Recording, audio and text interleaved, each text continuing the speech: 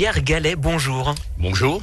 Alors, vous êtes déjà conseiller municipal, mais dans l'opposition, même si vous avez une sensibilité de droite, mais vous allez nous expliquer tout ça.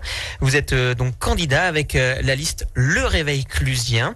Et on rappelle simplement quand même, puisqu'aux dernières élections municipales en 2008, vous n'aviez pas été élu pour seulement 124 voix de moins que Jean-Claude Léger au deuxième tour. Donc, vous êtes, on va dire, un candidat très sérieux pour cette élection municipale, sachant plus qu'il y a une division dans la majorité sortante actuellement. On en a déjà parlé hier et avant-hier. Alors, simplement, vous avez inauguré votre permanence de campagne vendredi. Ça veut dire que on peut penser que votre liste et votre candidature est bien lancée, bien sur les rails. Votre liste est forcément complète ? Oui, tout à fait, c'est complet. Il y a eu d'ailleurs beaucoup de sympathisants lors de l'inauguration de la permanence. Là, nous sommes avenue de la Libération numéro 18, pas loin de la mairie, en route rectiligne, donc sur la bonne route. Et nous avons pris comme nom de liste le Réveil Clusien. Alors c'est une liste qui est quoi, qui est d'hiver droite, qui est quoi? Comment vous la qualifiez? Non, alors je dirais que c'est une liste sans étiquette. Une véritable liste sans étiquette. Des gens de la société civile, en bonne partie. Et parce que nul n'est besoin, disons, d'avoir une étiquette pour réfléchir sur des sujets de proximité. Et alors vous êtes parti avec les mêmes colistiers qu'en 2008? Vous savez, non. C'est une liste profondément renouvelée pour des raisons suivantes. Bon, il y a parfois l'âge de certains colistiers, des déplacements dans d'autres communes. Donc nous avons renouvelé, c'est une bonne chose, puisque ça montre que c'était la mouvance de Cluse autrement, donc avait un certain élan, ce qui fait que d'autres se sont ralliés. Alors, on parle maintenant thématique de campagne, projet. Si l'on regarde tout simplement votre devanture de permanence de campagne, il y a plusieurs mots qui ressortent, notamment le premier en haut à gauche. On parle de la clinique de Cluse. On en a déjà largement parlé et ça fait couler beaucoup d'encre sur ce maintien de cette clinique. Est-ce qu'il y a donc une solution pour faire mieux, pour qu'on ait accès à Cluse à un vrai service de santé avec des médecins spécialistes, garder une proximité avec ces médecins et pas forcément aller à l'hôpital à Salanches ou au Châle du côté de Contamine-sur-Arve?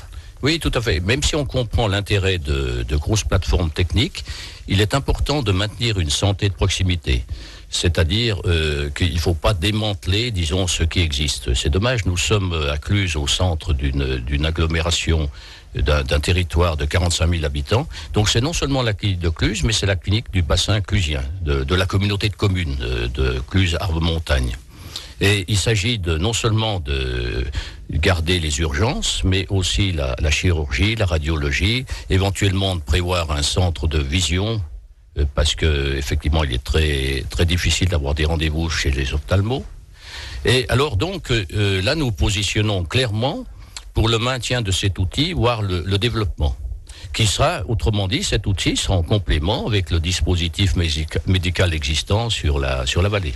Sachant que dans votre liste, il y a justement un de ces médecins de la clinique de Cluse, hein, c'est ça en plus? Voilà, tout à fait. Nous avons un chirurgien dans notre liste. Alors donc, c'est un signe fort, disons, du maintien de cette clinique. C'est-à-dire, autrement dit, dans notre liste, nous avons pris des spécialistes de certaines questions. La santé est un objectif important. Donc, nous avons la spécialiste et puis nous entendons, disons, suivre le projet à fond. Autre thématique, l'aménagement de la ville de Cluse. Vous avez là-dessus, on va parler de deux projets, la Boquette et puis un autre projet, une idée de marché couvert, c'est ça? Oui. Alors, c'est où? Ça serait à quel endroit? Voilà. Alors, le marché couvert, nous avons, vous savez, une sorte de base aquatique non voulue au centre de la ville, en face de la mairie. Alors, une friche, quoi, en gros. Une friche, voilà. Une friche, un étang, une mare, appelez ça comme vous voulez. Alors, on pourrait mettre des pédalos ou faire quelque chose, mais il y a un autre projet. Parce que comme le projet, disons, est enlisé depuis plus de 10 ans, c'est-à-dire que nous avons autrement dit, un promoteur qui a pris, on a un bien public aliéné et non payé. Là, je pense, bon, la majorité sortante attend un nouveau promoteur, mais ça tarde, etc. Mais je pense que là, à cet endroit-là, nous voulons récupérer tout l'espace et ensuite mettre un marché couvert avec parking souterrain. D'ailleurs, ça ira en complément du marché remis au centre-ville. Le marché qui est parking Claude Antoine sera remis au centre. C'est-à-dire qu'il faut être fier de ces événements commerciaux. Et puis nous sommes contre, nous sommes contre le projet de la Boquette qui serait mortifère pour une partie du commerce indépendant. Alors justement, le quartier de la Boquette, on en dit un mot de plus, parce qu'effectivement, ça s'est passé le 21 janvier dernier. On rappelle que le commissaire enquêteur avait donné finalement un avis défavorable. Et donc, vous avez finalement réussi à faire reculer la municipalité sur ce dossier en disant qu'il faut peut-être arrêter de le voter avant les élections municipales. C'est ça ce qui s'est passé? Voilà, tout à fait. Je pense d'ailleurs que c'était le comportement intelligent. Là, on s'est rendu... Enfin, nous étions contre ce projet parce qu'on estimait, disons, peu judicieux. Pour le commerce. Alors, on rappelle simplement, le quartier de la Boquette, c'est un centre commercial, hein, c'est ça, voilà, qui sera installé à Cluses. Et c'est là-dessus que vous avez des craintes pour le commerce local, en fait? Tout à fait, oui. Oui, si vous voulez, le pôle multimodal, la gare routière, tout ça c'est très bien. Mais de l'autre côté de la voie ferrée, après la passerelle, je pense qu'il n'est pas judicieux. D'ailleurs, il n'est pas sûr que ce type de centre marche. Et puis ensuite, il risque de compromettre gravement une grosse partie du commerce indépendant du centre-ville. Et alors, on ferait quoi à cet endroit-là, alors? Alors, là, vous voyez, l'avis d'ailleurs du commissaire enquêteur était net.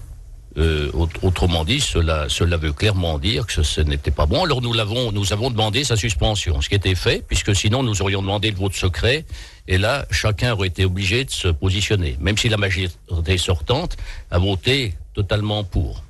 Mais du coup, on ferait quoi à la place de ce centre commercial au quartier de la Boquette? Écoutez, là... On ferait des logements, on ferait quoi? Disons, c'est à discuter. Donc, il y a eu de la réserve foncière de fait. Bon, ceci n'est pas une mauvaise chose. Et puis maintenant, donc, il faut rediscuter le projet. De toutes les façons, c'était une zone qui était, donc, disons, le maire avait dû demander de réviser le poste à cet effet. Ce n'était pas prévu dans le plan local d'urbanisme. Autre thématique, la sécurité. Alors on en a aussi largement parlé depuis lundi. On peut faire mieux, mais peut-être comment? La question ce matin, comment on peut faire mieux en matière de sécurité sur Cluses? Oui, alors nous avons une vidéoprotection qu'on peut élargir un petit peu, mais à condition, il ne suffit pas de voir, il faut agir derrière. Sinon, c'est un outil qui ne sert à rien. Et je pense que un renforcement effectif de la police de proximité est très utile, parce qu'actuellement on dispose de très peu de moyens. Police de proximité, c'est quoi? C'est municipaux ou nano? Non, municipaux. Puisque actuellement nous sommes dans une zone à gendarmerie. Alors, bien entendu, ces policiers municipaux, il faut pouvoir les recruter dans des conditions satisfaisantes, et alors leur permettre, disons, des logements à loyer réduit. Autre thématique, autre proposition sur la sécurité, vous aviez parlé peut-être de remettre des concierges tout simplement dans les immeubles. Oui, tout à fait. Je pense que ça serait une idée judicieuse. Autrement dit, nous pourrions installer des concierges nous avons un petit parc immobilier communal où chez les bailleurs sociaux. Je pense que ça serait une façon, disons, de maîtriser, entre guillemets, les quartiers. Autrement dit, pouvoir faire tout ce qu'il faut. Voilà, c'est un dispositif de prévention très, très utile. Un dernier mot sur simplement les impôts et la fiscalité. Vous avez dit trop d'impôts mal dépensés, on pourrait faire mieux en matière de fiscalité. C'est quoi votre idée là-dessus? Oui, bien sûr. Là, actuellement, il faut absolument maîtriser les dépenses de fonctionnement. Et puis, stabiliser, il faudrait une stabilité absolue de la fiscalité locale. Parce qu'on s'aperçoit qu'on paye toujours, même si les taux ne bougent pas vraiment, on paye toujours plus cher en bas à droite de la page, alors que les biens ont tendance à être dévalorisés. Très bien, merci à vous Pierre Gallet. Le temps est écoulé, ça va très très vite ce matin. Alors je donne deux informations. Tout d'abord, votre permanence de campagne, c'est 18 avenue de la Libération à Cluses. La réunion publique, la grande réunion publique, ça sera en mairie de Cluses le vendredi 21 mars. Et puis d'ici là, il y a aussi quelques réunions de quartier dès le mercredi 12 mars par exemple à 20h à la mairie, mais il y en aura ailleurs dans d'autres quartiers. Voilà, il y a pas mal de choses. Je vous invite effectivement à avoir plus d'informations en passant à la permanence si vous êtes intéressé par ces idées de Pierre Gallet. Voilà, Romain.